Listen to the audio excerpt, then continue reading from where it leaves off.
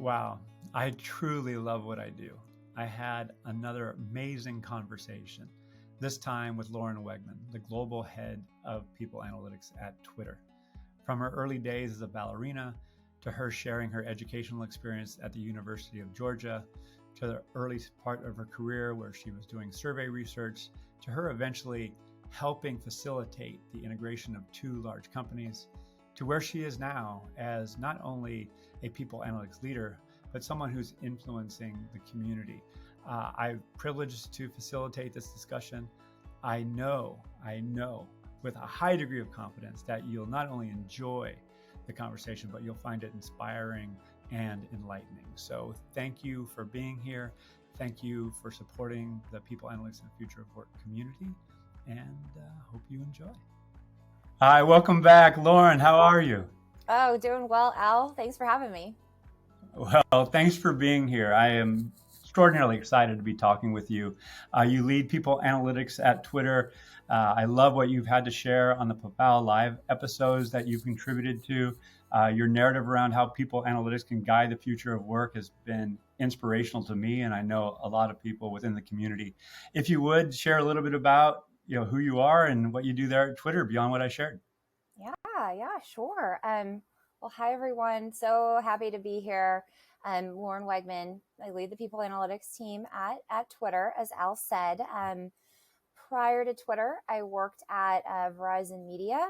Prior to that, I worked at Yahoo while the Verizon merger was happening. So got to see Yahoo and AOL kind of come together under the parent company of Verizon. So I have a pretty strong track record of working within the tech industry, especially around disruptive companies within tech. And I think that has really spurred me into just an absolute love of people analytics and understanding of the power and the potential that it can bring to organizations. So that's kind of my professional. Let me go back in time, Al. You wanna hear kind of where I'm from and all that good Yeah, stuff? absolutely. Because you and I have talked now and through this forum, for a while, and we're going to see each other in person next week Looking there in forward to it. Atlanta.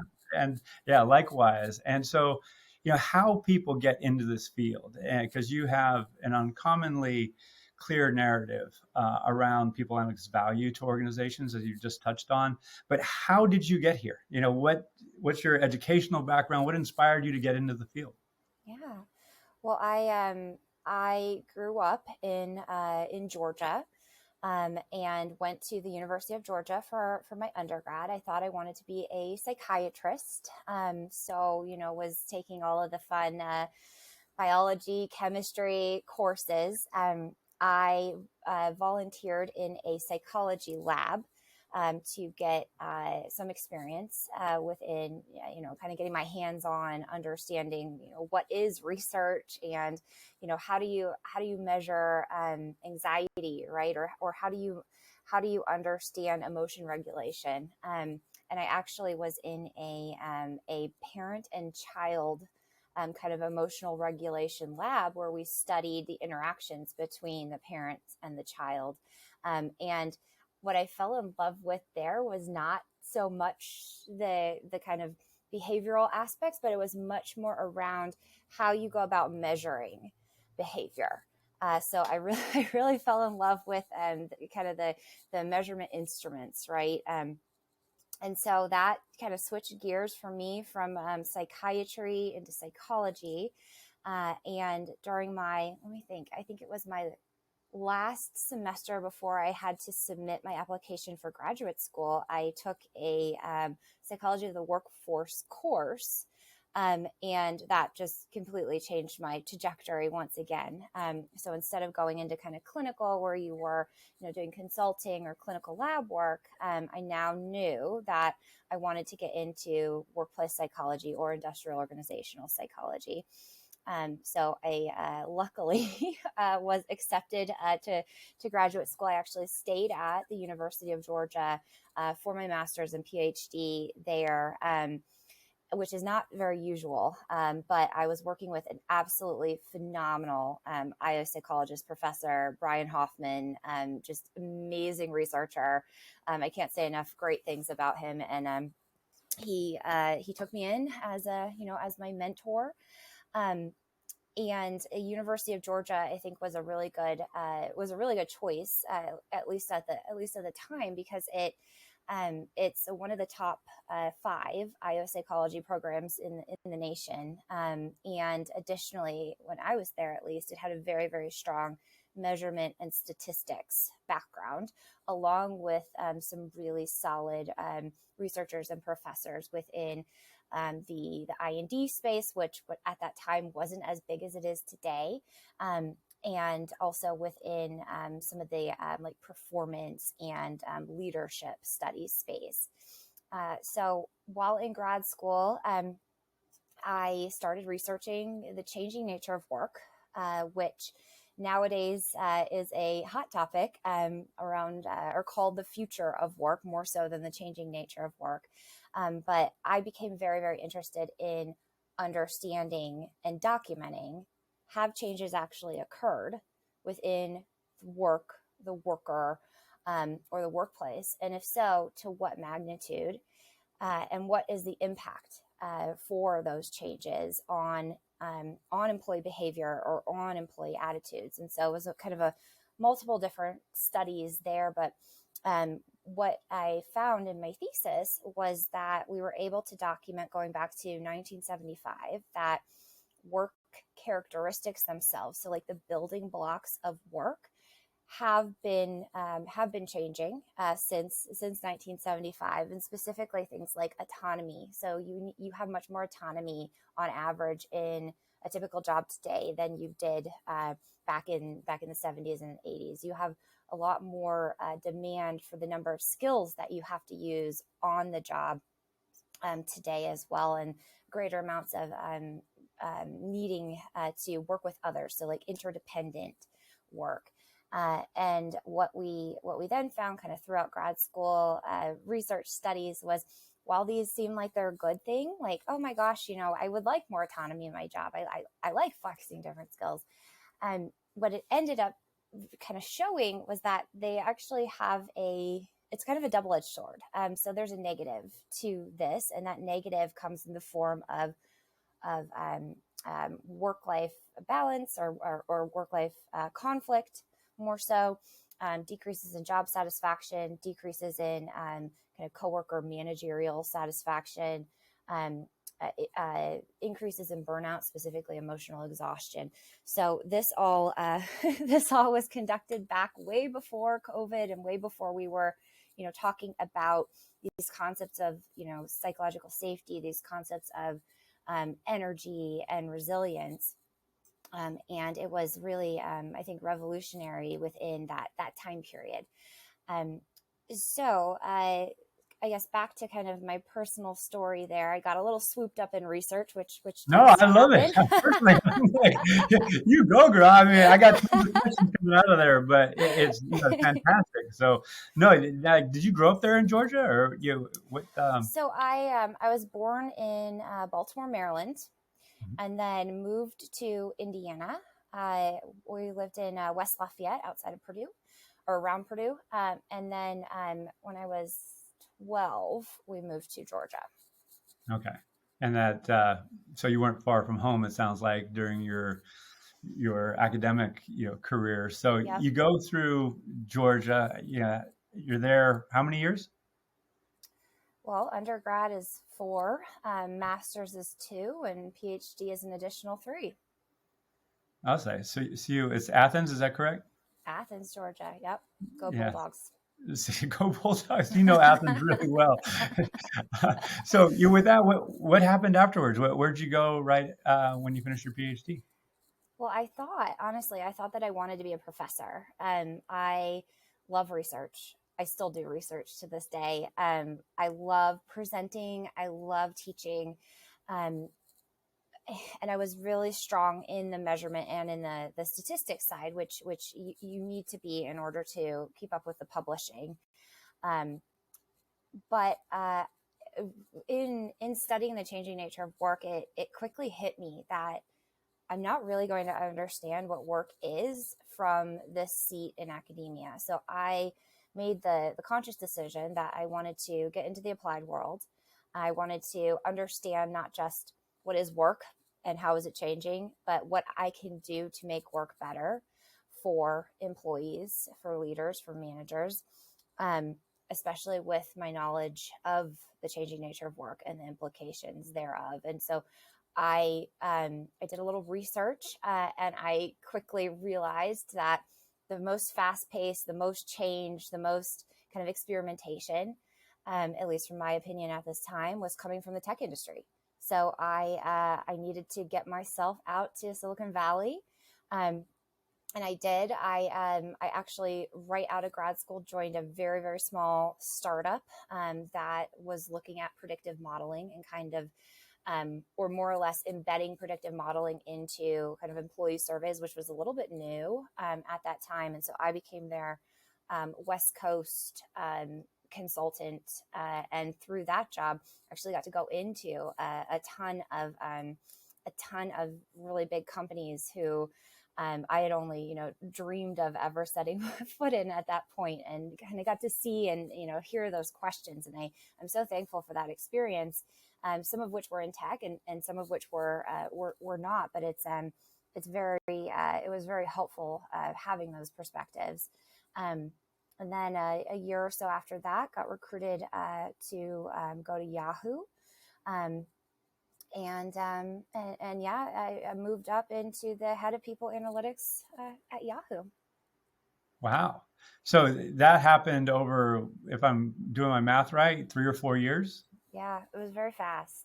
Very Yeah. fast. Oh, and there's again, correct me if I'm wrong from your perspective, there's been an undersupply of talent to do this work called people Yes. analytics, because you're coming in with an IO psychology perspective. There are others who have entered in the discipline from a tech perspective or a finance perspective. There's a variety, a data science perspective. So it's great to know that you're coming in not only with this background in quantitative research, but this passion to understand the nature of work and how it affects us human beings. Yeah. So, with that, now you're at Yahoo, you go over to Warner Media, is that right? So I stayed at Yahoo, but Verizon purchased Yahoo. Oh. And so then I was responsible for helping bring Yahoo and AOL together under one company, which at that time was called Oath, and then later became Verizon Media. Oh, wow. So you're you're doing, there's no shortage of work, in other words. No, absolutely not. Yeah, let me ask you, at this time, you dealt with a merger. Did they have a team as well? Did you have to get involved in bringing teams together, or were you leading a process and set of technologies that that Verizon did not have? What was that merger look like from your perspective? Yeah. Well, it was Yahoo and AOL were merging together, and AOL actually had a amazing IO psychologist, Kelsey Wise, who is now a member of my team at Twitter, leading our survey efforts. So quickly befriended Kelsey, and together we launched the very first survey of kind of AOL and Yahoo.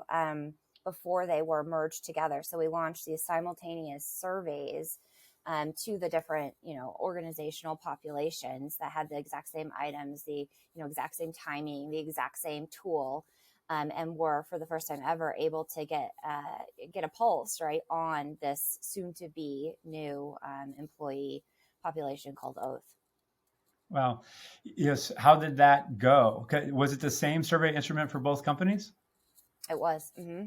And I imagine you compared the data and Yep. Yeah. And yeah, it was really helpful in that, I think being on only one side of a merger or acquisition, you're missing, I think, some of the perspective from the other, which I think could be why some of these mergers aren't as successful. And so we were really cognizant of that going into this, and we cared about the culture, and we cared about identifying the culture, and we cared about understanding what's working and what's not working on both sides. And so, even small things during such an uncertain time like that go a really long way with giving, your employees comfort and support. And so it's the little things at that time that really count. And the survey was really helpful in shedding light on some of what those were at that time. Now, who is the customer for the insight that you generated? And let me frame the question a little bit more, because when a big merger is happening like that, there's consulting firms in there, there's individual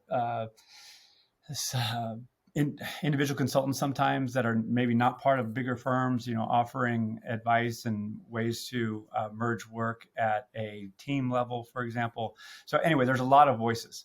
So who was your customer for the insights that you were generating? And did you feel that those insights were acted upon appropriately? Yeah. Well, at that time, we had named who would become the CHRO of the combined company. And that was the previous CHRO from AOL, Bob Toohey, amazing. He's now CHRO at Allstate. And so he was our main customer. And he is and was a huge supporter of analytics, was a huge supporter of data-driven decisions, and really helped my team get a seat at the table and a voice to his peers, his manager, and those who are making decisions around what these results are saying. And I think that he just did a really good job of bringing those two companies together at that time. Just to stay on this point, because we have a ton of other things to talk about than based on what you're doing now at Twitter and where you see the world of work going, and specifically people analytics and workforce planning to address those future changes. Just to wrap this up on this part, at least from my perspective, is what I really am intrigued by is that you led this internally. The idea that there's consulting firms, both survey research firms, big consulting firms that facilitate this. Oftentimes, they want to put their survey instruments in there, but it sounds like you, as internal practitioners, owned the survey design and the use after the fact. Would you advocate that as for lack of a better term, leading practice versus just taking something off the shelf from a vendor, albeit they might be valuable, but it doesn't sound like you believe they would be as valuable as something generated internally? Well, budget is always a consideration too, right?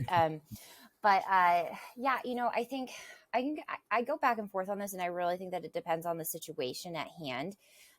We were lucky in that we had the skill set, we had the tools, and we had both sides of understanding of what these cultures are, who are the players, and what are the potential pitfalls, and what are we trying to achieve together, which I think is harder for a consultant to come in without spending a lot of time, right, and pick up on that information. So we were able to move a lot faster. And we had complete control over the survey instrument, the timing, not to mention like data privacy, data governance, and all of that good stuff, along with reporting as well. So another kind of, I don't want to say negative, but a normal thing with working with a consultancy that does surveys is that there is a period of time after the survey closes to where you're waiting for your results, especially if you're doing it with two separate populations that then you need to bring together in some capacity. And because we were internal and we were scrappy and we were working crazy hours anyway, we were able to turn this around a lot quicker and provide those insights to leadership in a much faster time. And I think that was very helpful at the time because of the speed that we were trying to implement. That's great perspective. Thank you for sharing. And so where did you go from there? Let's see. So I was there about 3.5 years, and so then worked under Bob Toohey, the CHRO, and built out the people analytics team at then called Oath. Kelsey Wise remained on my team, grew the team. And I also inherited reporting as well as analytics at that time. So I got to learn a different but related area. And I think I was just very it was just a very nice growth opportunity for me to learn a different kind of skill set and a different needs and perspectives from the business as it relates to specifically reporting. And then may I jump in there real quick? Yeah, of Sorry course. to interrupt, but I No, you're want to fine. highlight this point because it's something that I think is misunderstood by many, because there's some who think, okay, we need analytics, and that conjures up a picture of a dashboard with pretty colors and graphs and trend lines and all this other stuff. And still to others, analytics is a product, that might have ML underneath it that generates, an output at scale. To others, it might be a research project that goes investigate a certain dynamic, at a certain point in time. So how did you distinguish between people analytics and reporting? And in turn, how did you communicate that differentiation, to your customers within your company? Yeah, I think very simply. So reporting was if you need data, and analytics is if you need math.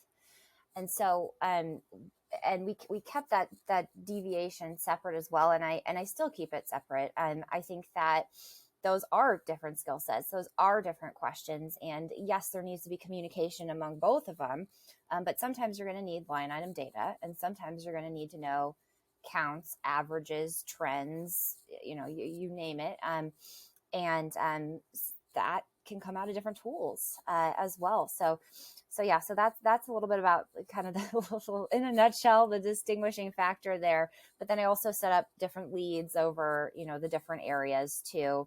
And it was really actually helpful having reporting. I was a little skeptical of it because I didn't want it to take away from my passion area, which is getting more advanced within with we're bringing the company into predictive modeling. But what it actually enabled was it enabled us to have a much better understanding of what data our customers are looking for. And instead of just, hey, Al, I need a list of all of the employees in Ireland. You can be like, oh, okay, what are you doing with that? Why do you need it? Maybe you actually need a count and not a list of all the employees in Ireland. And so it was really helpful in that we could kind of create a more custom solution and also share it with broader audiences. As that's another thing. Sometimes, for example, an HRBP can come to you and say, hey, for my client group, I'm really interested in X, Y, and Z. Well, if that HRBP is interested in it and that client group is interested in it, probably other HRBPs and other client groups are interested in that too. And so it makes it more, it makes it scalable and less kind of bespoke responses. Oh, thank you for sharing. And just to highlight, I love what you shared earlier. I'm going to have to write that down and get that out to the world, amplify it, because analytics is when you need math, and reporting is when you need data. So that's beautiful, very concise, clear. And you also emphasize that there are two different skill sets, which I think is not often understood. It's just you don't hire data scientists and all of a sudden have him or her just crank out reports all day, and vice versa. You don't have someone who's creating data schemas and all of a sudden do a structural equation model or something. It's not going to. You will burn them out. You will burn them out. And on that quote, that is not an original quote from me. That is a quote from my people data science lead, Dave Siri, as he is the one who is normally kind of deciding, is this something that analytics takes on, or is this something that needs reporting? So I wanted to give him credit for that amazing quote. Yeah, no, it's wonderful. So yeah, thanks, David. And you. So okay, so you're there, and so I interrupted you. You're bringing those together, and where'd you go from there? bringing those together, that was my first opportunity to be on the people leadership team and to work directly with the CHRO and the C-suite, which was just an amazing opportunity to hear the types of questions that they're asking. I worked really closely with the strategy and ops leads as well, so got into a lot of workforce planning, org hygiene, and that was a whole new kind of avenue for me as well, coming from psychology, which is much more focused on human behavior, right, and attitudes and perceptions, and less on kind of like strategic planning and capacity planning. And so I loved learning that space, and those are skills that I flex today, and just have such an appetite to continue to grow within those areas. But yeah, so after the 3.5 years or so at Oath, I got recruited to join Twitter. I wasn't looking by any means, but it just seemed like, after talking to some of the leaders and some of the folks at Twitter, it seemed like it was going to be a really I want to say like a really ripe environment for people analytics. And so I couldn't turn it down. I saw the potential, and I love how Twitter is just so data driven. And I think a lot of HR companies, or a lot of HR departments, say that they're data driven. And while we're not perfect by any means, we really, really try and really invest within being data driven in HR. And so I loved that. I also loved this kind of culture for experimentation, this culture for collaboration. And yeah, I couldn't be happier. I love the company. # love where you work. Yeah. Outstanding. Sneak that in there. Get your Twitter handle in here before too long. I want to just highlight something which is somewhat obvious. And I want, if you would, to answer this from the perspective of, or for rather, a young IO psychologist or someone who is in their educational years or college years and thinking about a career in people analytics. And so the question is going to invite you to talk about yourself, which I know, and knowing you a bit now, it might be Not my favorite. yeah, not a favorite, but it is the case where you have achieved a high level of influence, a relatively early stage of your career. And you've done that in a variety of settings, variety of companies. What are some of the key attributes that you think you possess that have enabled you to not only get into these roles, but to be successful at these roles and gain the respect and admiration of colleagues, and then go to other organizations and in turn do it over? So again, what are your thoughts there? Deep question, Al. Deep question. Yeah. So, well, looking back, it was really hard to break into people analytics, honestly, from a IO psychology background, especially at that time, because IO psychology tended to be more on the East Coast, and not so much on the West Coast. So folks didn't know what it was. And so, looking at job descriptions, they were not mentioning, psychology or management.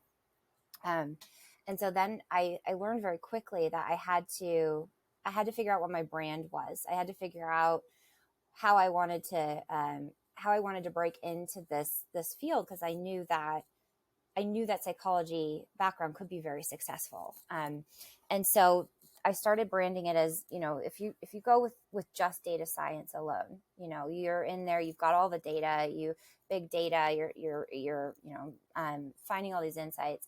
What you're missing then is the human side, the people, right? And that's what people analytics is. And I think it's a combination of both the people as well as the analytics. And so that was, and I still believe that. I think that is one of the secrets to my success, I suppose, is I I balance them equally. I never want to just be data driven for the sake of being data driven. I think you have to take into account the psychology of behavior as well. I think the other couple of things, and that's kind of getting into people analytics, I think kind of growing up in people analytics, a couple of things that I look for when I am kind of grooming my leaders. One is kind of a unicorn skill set, which is good at the math, right? Good at the technical stuff, can run everything that you need to run. So being a proficient analyst, and also being able to translate that technical result in a way that non-technical audiences understand it. So some communication aspect there. And I think it's not just being like good at presenting. I don't think it's that. I really think it is being able to translate. And then the last piece that's coming to me as a strength that I think has helped me be successful with leaders, even at a very early age, is I'm always looking at the research that we're doing or the analysis that we're doing and putting a strategic bend to it. There's no research for the sake of research in the applied world. There's, oh, that's interesting, is not a reaction that I want when I am sharing insights with a business leader, with a decision maker. So I strive to always leave them with, here are the recommendations, and I'm happy to dive in more, but this is where we are. This is where we are today, and these are some steps that you can take right now. And tie that to, their roadmap or where they want to go. And so it's less about, hey, here's your descriptives and we're looking good. And, you increased X%, and more about, okay, that's fine. But like, where do we think we're going to go in the future? And are we going to get there based on, our historic performance or different scenarios? So, so I think that's kind of my my advice. Well, I say it not only for the perspective of people who aspire to get into the career, but also for CHROs and others who would either be hiring or partnering with people analytics leaders, because many, I would go so far as to say most, have not done that, have not hired somebody with the skill set, because the profession, although I've been in it for 20 years, give or take, it's still relatively new. It hasn't caught hold in every organization, particularly to enable scale. One of the things I want to call out that you shared, and it's a bit embedded, is curiosity and aka research design, because if you hear a business problem or challenge, how do you unpack that and actually create a project around it so people feel heard? And then there's the aspect of identifying appropriate data. So not only the data that you have, but going out and creating data that can shed light on the dynamic. Can you speak to your ability or the need of the profession, rather? We'll get away from you for a second, to have this curiosity and do effective, say, not only research design, but problem identification, so we can actually create appropriate solutions. Yeah. I absolutely love that you mentioned this, because, with the movement of big data, right, the field started to get away from theory, and having a theory and then having a hypothesis and then testing that hypothesis. And so while I grew up in theory, I still believe in theory. I think kind of moving into the research question and engaging that curiosity. And if you get something that you're not expecting, why did you get it? Not just, we're going to make this decision and run with it for our hiring process, right? But like, why do we think this happened? Are there unmeasured variables? Are there covariates? Like, some of the things that you can test out. And I personally just love to be surprised by findings. I love when I love when they prove me wrong. It makes it more exciting, the digging in to figure out the why behind it. Well, you're a perfect example for Adam Grant's Think Again. Think like a scientist. I have that over here. Yeah, and having be thrilled and experience joy in finding something new, as opposed to, oh gosh, I didn't think about that beforehand. I'm dumb. Because if we have that perspective as analysts, how our customer's going to think when we're actually shedding light on the decisions sometimes that they made, and they might be Yes. suboptimal, but so they have to Yes. create that growth mindset there, hopefully, if they don't have it already. So, if someone's listening here, I'm sure they're curious about what's going on Twitter and where your energy is now. And so, if you want to share some highlights, great. But I want to go from Twitter very quickly into where we're going as a discipline as well, because to your point, there is so much data out there. We can get lost in it. We can, analysis paralysis, all these cliches. But it's also the case where it's almost irresponsible to not leverage these data assets that are both inside our organization and out, from themes like diversity, equity, inclusion to, engagement and well-being and all these things. So, and I know on Pafal Live, you shared 10 points, so we can refer people, over to those because it was fantastic. And I want to, again, amplify that to the world as well.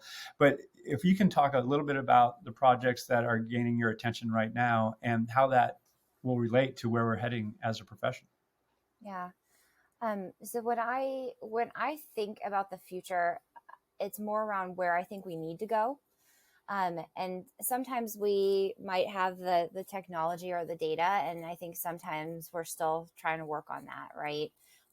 It's kind of like it's kind of like the evolution of machine learning and computing as well. Like, we had the idea, but we needed to wait for the technology to catch up with it.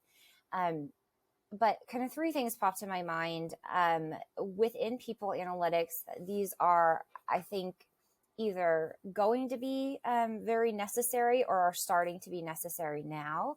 And at the highest level, to me, that's bringing in the market and the industry data. So looking externally, I think so much historically within people analytics was, what are my employees doing? My company is a special snowflake, and we're all of, our recommendations are going to be very different from this, from our competitor. And, sometimes yes, but a lot of times there's a lot of similarities. And so I think it's really important to have the external knowledge, the external research to understand how similar are you to your competitors, so that you are able to potentially get a footing in the market ahead of them, right? So I think that the kind of the war for talent and the competitive landscape is going to continue to be, difficult, especially for the hard to hire skills. And so I think people analytics can play an even bigger role there than historically we have as a field. And thinking about identifying emerging skill sets, right? Identifying talent gaps in the current workforce, building the predictive models. I know we talked about that on one of our episodes, but building predictive models for things like headcount and hiring. And I think that there's a lot more that can be done. And I think the difficult part right now, if I think about the industry and kind of what I'm hearing from my team, my peers, my connections, is, okay, we have those capabilities, but it's how do you communicate those? How do you share those with the decision makers in a way that they can act on it? And so I think that's a bit of a challenge for the field right now, is that translation piece, which I hit on earlier. May I jump in real quick? Because I just want to Yeah. highlight again something that you shared, because number one, I'm so glad you went there, and I couldn't agree more. People Analytics has kind of looked at its existing workforce and things like engagement and turnover and stuff that was available, and Right. it rarely, going back 10 plus years, did not have the context of which that dynamic sat. Okay, this is an organization, it's not on an island, it's sitting within this greater system. So understanding that greater system, talent markets in other words, is now not only available, it's sometimes just writing a check and consuming that data, but it has to be juxtaposed and the narrative has to be built around it. And again, to highlight something that you said earlier, which I think is hugely important for our listeners, is you actually made recommendations. You're bringing your subject matter expertise and your unique visibility to the fore and putting forth ideas that can hopefully guide decision making downstream. So, thank you for amplifying that or sharing that. So is that something that is an expectation that has been set for you, that you provide recommendations within this greater context, or is that something that you've just kind of done on your own as a matter of habit? Yeah, I mean, it wasn't in any job description that I've ever applied for. I think, I think it was, I can't remember how it came to be. But I definitely pushed for it because I do, I do like to keep abreast of the field, and I do like to, understand kind of what's next, right, for people analytics, and try to get ahead of that. So not just from, like, not what's next for Twitter or our competitors, but what's next in our field as well. Um, and my biggest step, toward understanding the external, market research was lucky enough to hire a amazing, labor economist, to my team at Twitter, Paria. Just phenomenal. And she's really taught me a ton in terms of, like, how to think about supply and demand, and some of these kind of tangential things that, yes, can fall within people analytics, but also could sit within other places. I'm so thankful that she's brought that perspective into our team, and yeah, I've just learned a ton from her. So just to play something back, you have a labor economist, you have uh, data scientists or an IO psychologist, you have people who do reporting, and it's all under this umbrella of people analytics. Is that accurate? That's accurate. That's Yep. like, and I'm calling that out because there's a variety of disciplines within the discipline. It's not Right. just one thing. So, and as we proceed through time, you know, when I started in the field, our principal customer was the HR leadership team. And now it's way beyond, it's at scale. Oftentimes it goes down to the individual. So, who are you serving beyond the HR leadership team? Everyone, everyone, the employees, the managers, the leaders, the C-suite, the CEO. I mean, we're responsible for board reporting. It's everyone, and I think that's important for it to be everyone too. I'm very passionate about. I grew up in the survey space, right, with that startup, and I'm very, very passionate about not asking employees to take surveys and give me answers, if I'm not going to do something with that information for the betterment of them or the company or the workforce.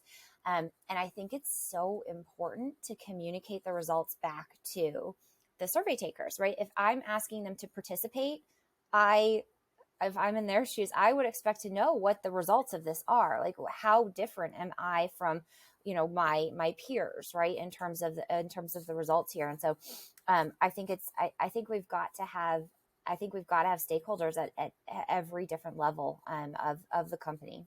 Yeah, well, yeah, and that is important if certain decisions are going to take hold. In other words, by its very nature, people analytics requires systematic thinking, systematic analyses, and oftentimes the interventions require a systematic approach. And so, if you don't have multiple stakeholders on the same page with a similar goal, there's cracks that can ensue, and things don't get done in the desired way. That's my own thinking that I've heard from you and others in the past. So as we think about themes like diversity, equity, and inclusion and employee well-being, which I know you're both passionate about and have been priorities for you, on those themes, or if you want to pick one, is great.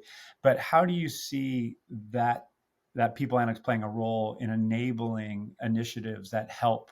I don't want to say solve, but help advance those causes.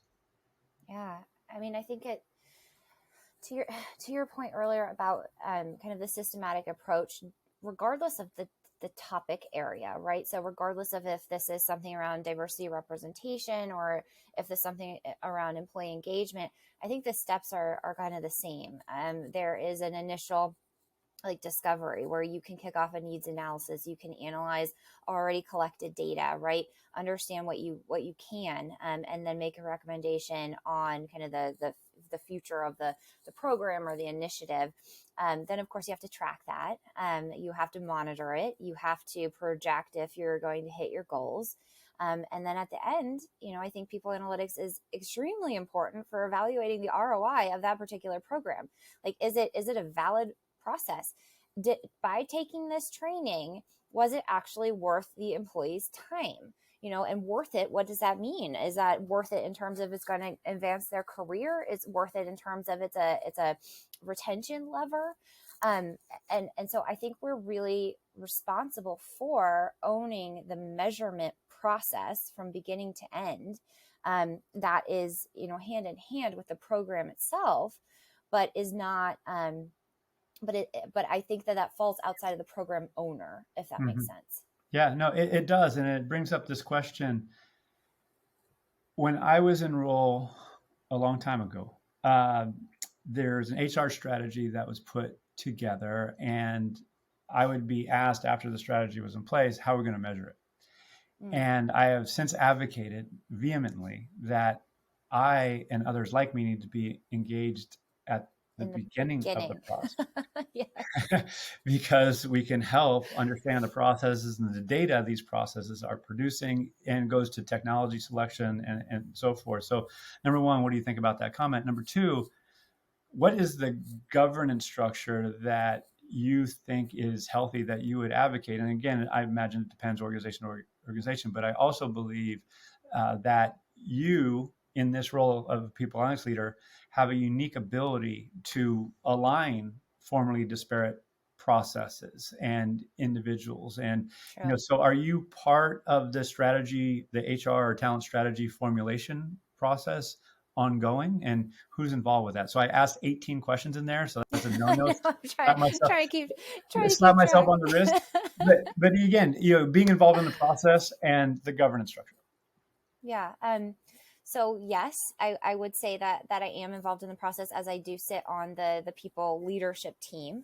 So I have a equal seat at the table, and that's immensely helpful in terms of seeing different teams come forward with their proposals, and then being able to, advise or recommend who from my team can help kind of bring that into life, or who from my team they should partner with for the measurement aspects of that. And yeah, so I think it's very helpful to have that visibility. I think the other piece of what you were saying, Al, or one of the other questions is kind of this governance, right? And I think people analytics, it can't be a silo, and it can't serve only one silo. It really has to stretch across the entire HRTA remit, and I like it because of that, because you get to connect the dots among the different programs. You get to help your performance team, right, understand the connections between performance and selection, and it really, I feel like that's one of the most worthwhile opportunities, is when you have that ability that you're looking at that across the whole department view, and you're able to make those connections and make two seemingly separate programs or processes actually connected and consistent. And I love that. Yeah, I love your narrative around it, and I again could not agree more. It's exciting for that reason. I will say, however, that not all leadership teams get that. Not only CHROs, but leadership teams get that. So that leads into one of my final questions here before we get into 3 rapid fire questions. We got like 10, 12 minutes left.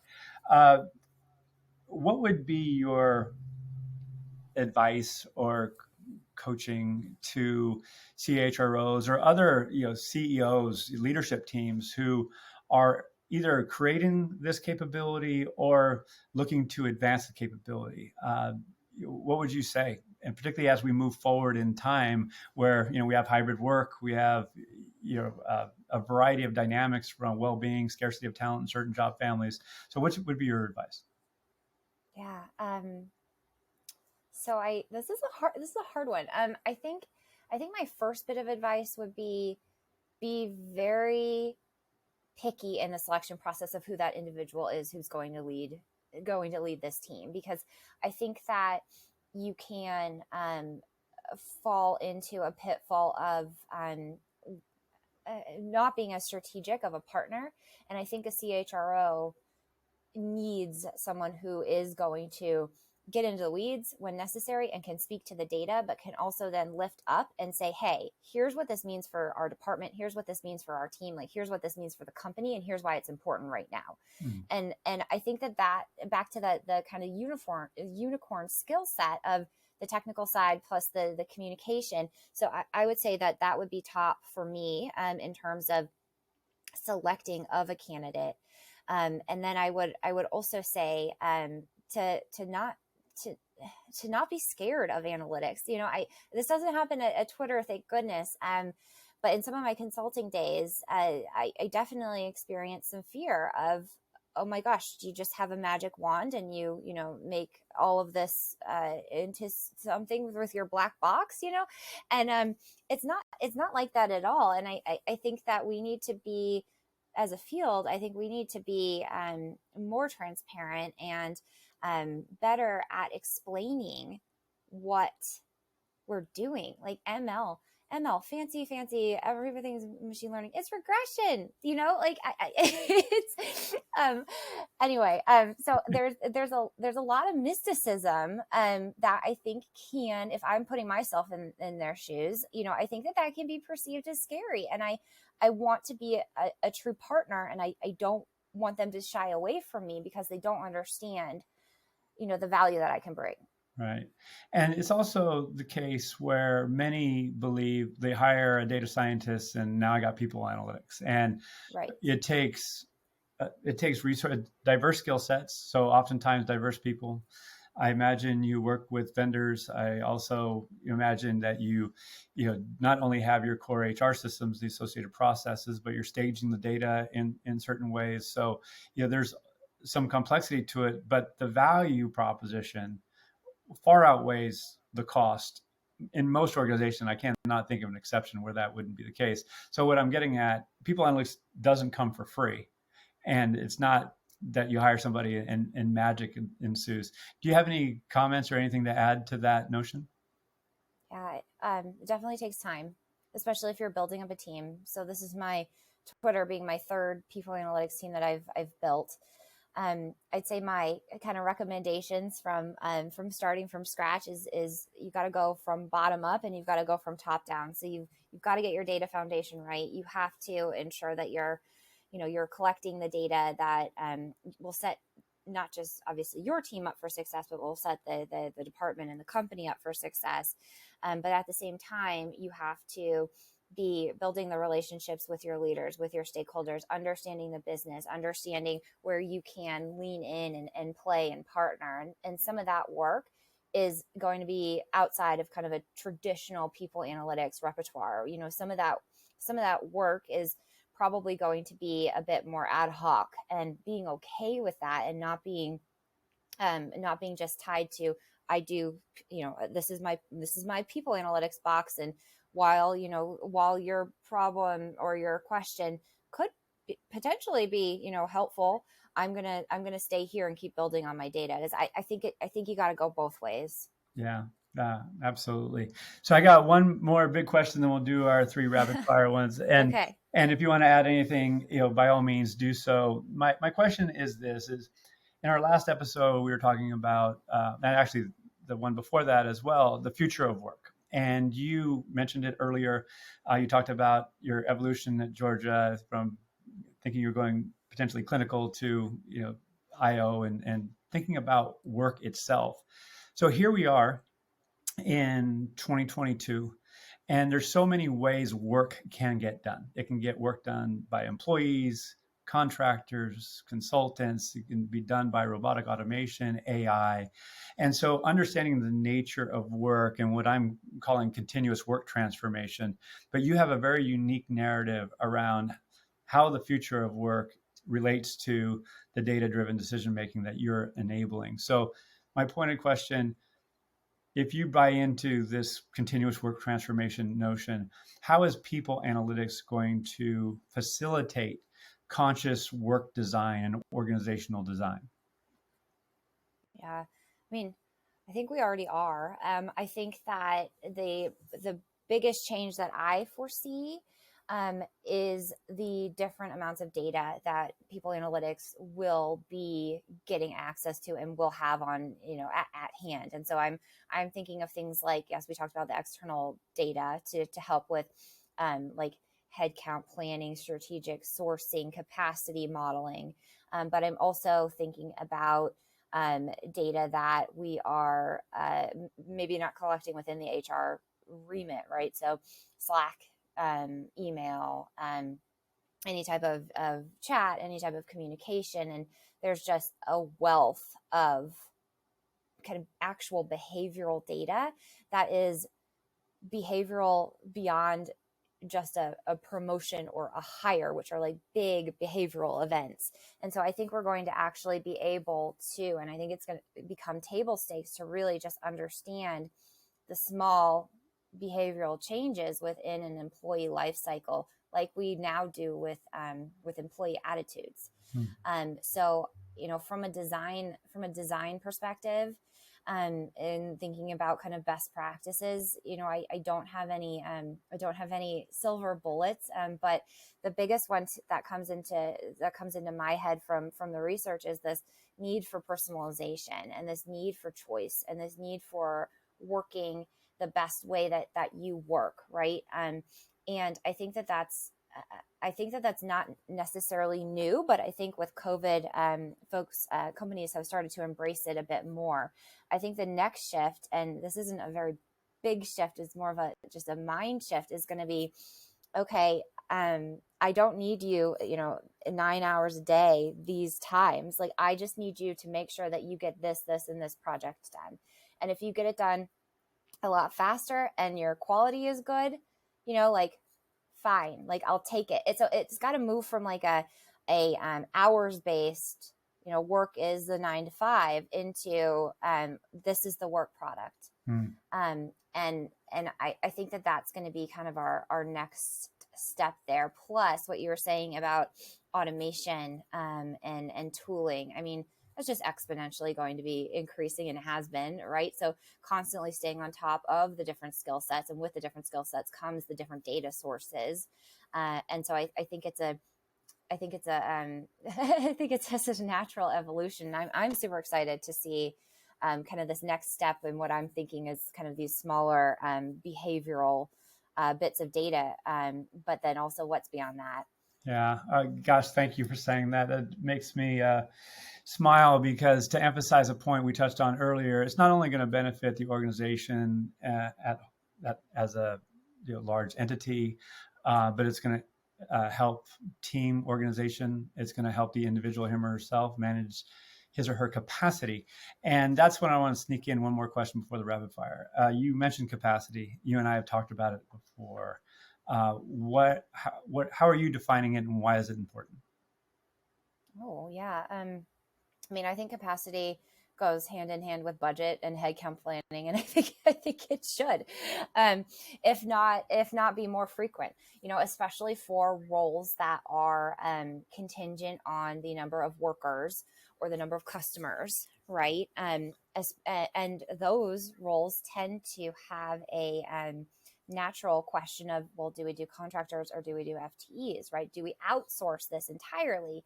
And so I think that's it's a little less traditional people analytics, right? But if you can model attrition, and you can model headcount, you can model capacity, and I think that just starts to open up the door to what else you can model, and how else can you apply these modeling techniques to the business. Yeah, no, it's.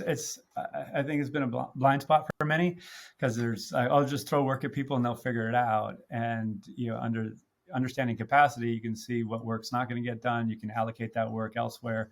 And so, yes, I think there's a lot of value to be delivered. So thank you for highlighting. So a lot of efficiency to unlock. 100%. So let's get into rapid fire questions. You ready? Ready. Okay. So what is your favorite genre of music or genres? Genres. So this is this is very odd, I think, combination, but I love hard rock music, which no one expects me to. I will jam out to Metallica, Avenged Sevenfold, Rise Against, like love it. And Outstanding. and then on the other hand, I absolutely love big band and Frank Sinatra and the good old music of the Nice. 20s, 30s, and 40s. So a little bit of a mixed bag there. Outstanding. Well, we share taste in music, just for the record. So good. That's good. Oh, which one, Al? Both actually. Both actually. Okay. Yeah, I grew up with big band, with records, with my parents, and rock. I got too many cut off sleeve shirts to admit. So I might still have my AC/DC shirt. Love it. What do you do for fun in your spare time? Or is people analytics your fun? People analytics is fun. Of course, people analytics is fun. I'd say I've got two other passion areas. One is from just forever, and that is ballet. I did ballet all growing up. I was a pre-professional ballet dancer, ballerina, whatever you want to call them. It's always sounded so funny to me. And I just love it. It's beautiful. I love the discipline. I think honestly, that's how I made it through grad school, was having, grew up in that discipline of dancing.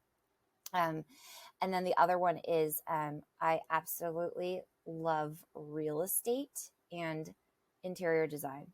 Absolutely love it. Oh. My husband and I have a few vacation properties that we buy and we fix up and we rent out. And it's just such a nice hobby. But here's the nerdy part about this.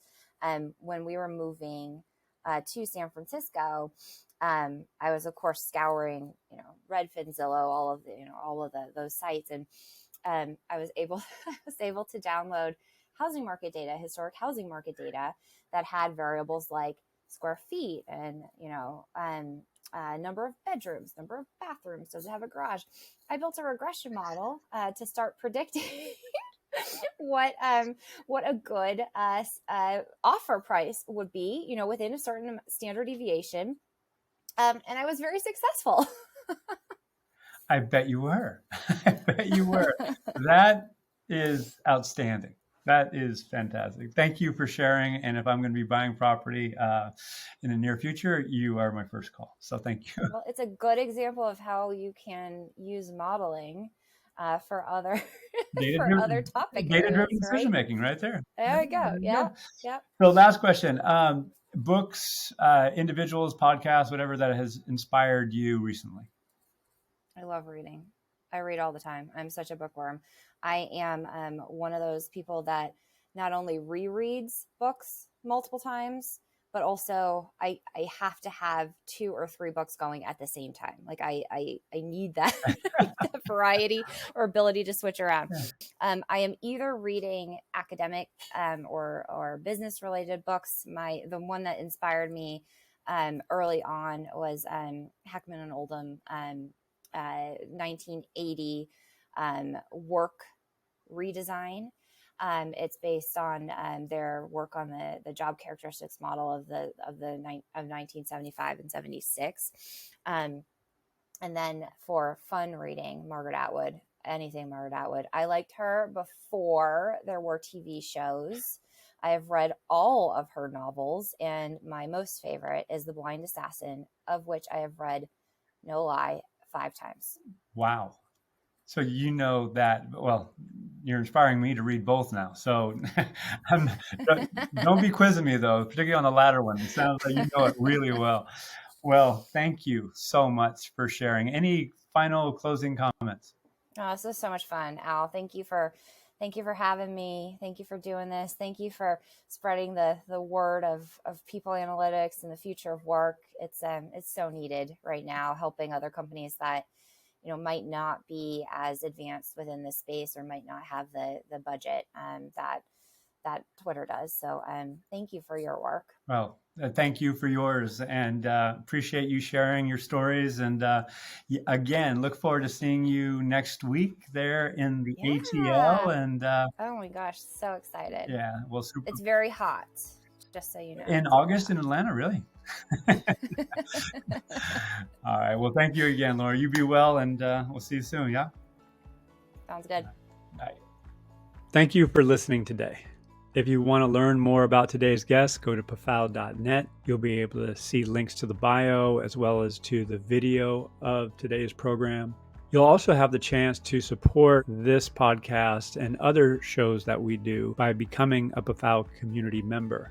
You can also donate if you choose. What will be helpful to support PAFAL, the People Data for Good movement, and me will be to share this episode with friends and coworkers and others who might find it valuable. Finally, for updates on upcoming episodes, shows, and events, please subscribe to our newsletter at pafal.net. At the bottom, you can also see our social media presence. So please subscribe to our company page on LinkedIn, follow us on YouTube, Twitter, and Instagram. We're active as can be, and we want to provide this content to you that is timely, relevant, and actionable.